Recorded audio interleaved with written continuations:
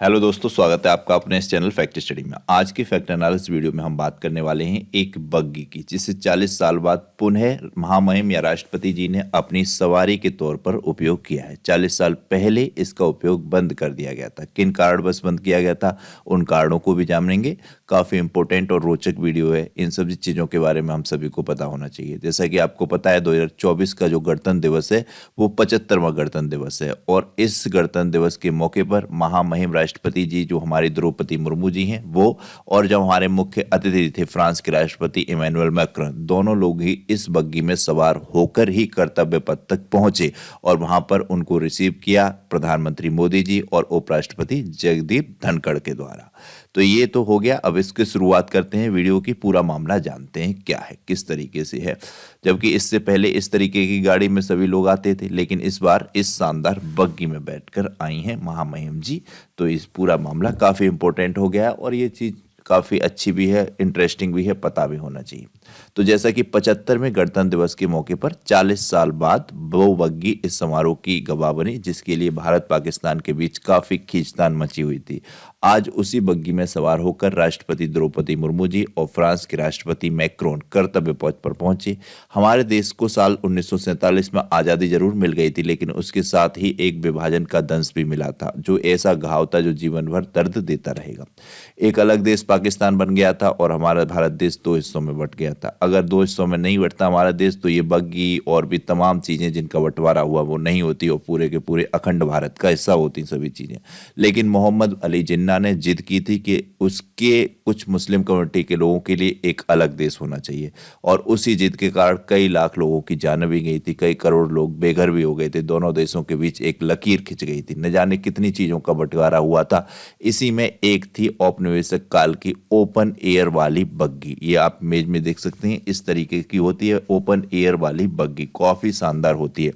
तो open air वाली बग्गी भी भारत और पाकिस्तान दोनों में से किसी एक के हिस्से में आनी थी, और इस बग्गी को अचानक चर्चा में इसीलिए आ गई है क्योंकि ये इस बार 40 वर्ष बाद पुनः गणतंत्र दिवस के मौके पर इसको निकाला गया है, और राष्ट्रपति जी इसमें सवार होकर आई हैं। तो ये मामला इंपॉर्टेंट तो है ही, तो ये जानते हैं। इससे पहले जब सवार होके आती थी वो क्या आता था, बख्तरबंद लिमोशिन, लिमोशिन कहलाती थी ये कार। लेमोशिन, लिमोशिन, जो भी आप उच्चारण करें वो चीज़ है। इसमें आती थी महामहिम जी, लेकिन इस बार आई हैं इस बग्गी में बैठकर वर्ष 2024 के लिए। तो काफ़ी इंपॉर्टेंट है, पूछा भी जा सकता है वर्ष 2024 में राष्ट्रपति महामहिम जी ने सवारी के रूप में अपनी जो बख्तरबंद गाड़ी लिमोशिन होती है उसका उपयोग किया, या फिर ओपन एयर वाली बग्गी का उपयोग किया। तो ओपन एयर वाली बग्गी का उपयोग किया। अब क्या है ये राष्ट्रपति की शाही बग्गी का इतिहास, तो ये पहली बार 1950 में गणतंत्र दिवस के मौके पर इस शाही बग्गी का इस्तेमाल प्रेसिडेंट ऑफ इंडिया के लिए किया गया था।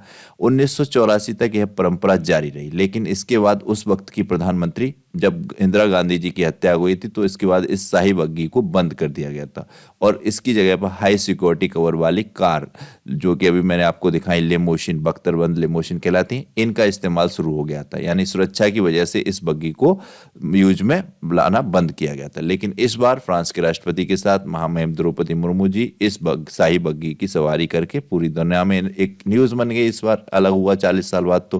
तो 1950 में पहले गणतंत्र दिवस समारोह में राष्ट्रपति डॉक्टर राजेंद्र प्रसाद जी ने राजपथ पर हुई पहली परेड में इसी शाही बग्गी में बैठकर रिपब्लिक डे परेड का निरीक्षण किया था। शुरुआती सालों में भारत के राष्ट्रपति 26 जनवरी और 15 अगस्त पर राजपथ पर भी इसी बग्गी से जाया करते थे। और इतना ही नहीं, उनका जो 330 एकड़ में फैला हुआ विशाल राष्ट्रपति भवन है, इसके आसपास का पूरा दौरा भी वो इसी बग्गी से करते थे। इसे छह घोड़े, 6 घोड़े जो हैं खींचते हैं, और सोने की इसमें रिम लगी हुई है, लाल मखमली इंटीरियर है, और अशोक चक्र से सुसज्जित है ये काले रंग की बग्गी। कभी इसे ब्रिटिश काल में वायसराय की शान माना जाता था। वायसराय भी इसी राष्ट्रपति भवन में रहते थे, उनका आवास भी यही होता था, और इसी बग्गी से वो सवारी करते थे वायसराय।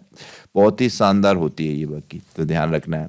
इस बग्गी से मुझे ध्यान आता है वर्ष 2021 में ये उस टाइम के जो महाराष्ट्र के मुख्यमंत्री थे उद्धव ठाकरे, उन्होंने एक इलेक्ट्रिक बग्गी मुंबई दर्शन के लिए शुरू की थी, मुझे ध्यान आ रहा है, मुंबई दर्शन के लिए 2021 में शुरू की थी, लेकिन फिर उनकी सरकार गिरा दी गई। तो अब वर्तमान में शायद चल रही हो या नहीं चल रही हो पता नहीं मुझे। वर्ष 2021 में भी ये मामला काफी हाईलाइटेड हुआ था कि एक इसी तरीके की डिजाइन की गई थी इलेक्ट्रिक बग्गी, उसको चलाया था उद्धव ठाकरे जी ने वर्ष 2021 में मुंबई दर्शन के लिए। उसमें बैठकर मुंबई के दर्शन कर सकते हैं, जो भी उसकी फेमस जगह है मुंबई की उनको देख सकते हैं।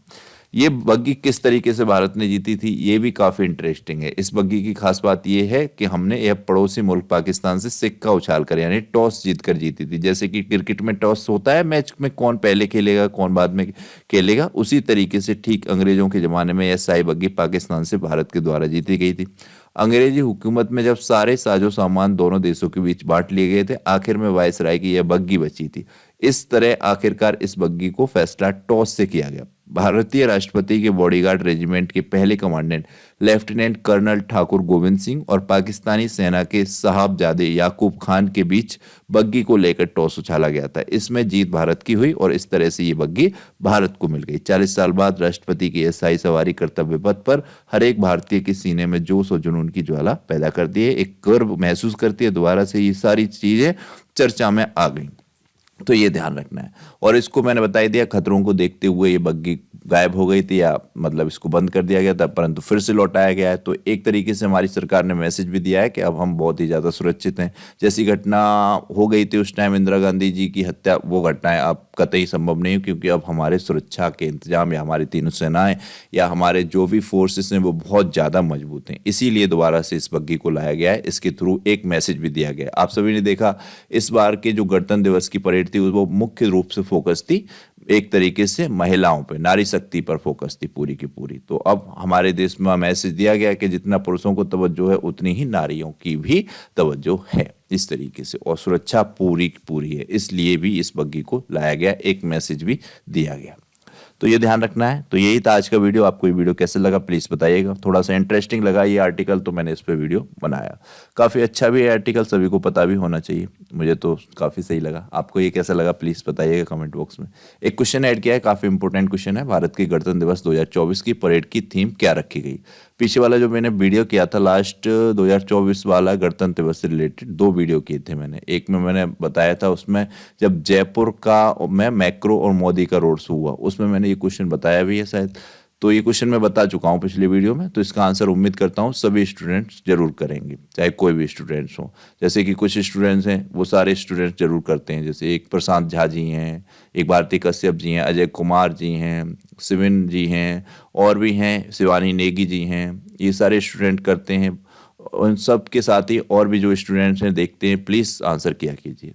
वीडियो को देखने के लिए बहुत बहुत धन्यवाद। चैनल को सब्सक्राइब कीजिएगा और बेल आइकन को प्रेस कीजिएगा, वीडियो लाइक और शेयर कीजिएगा।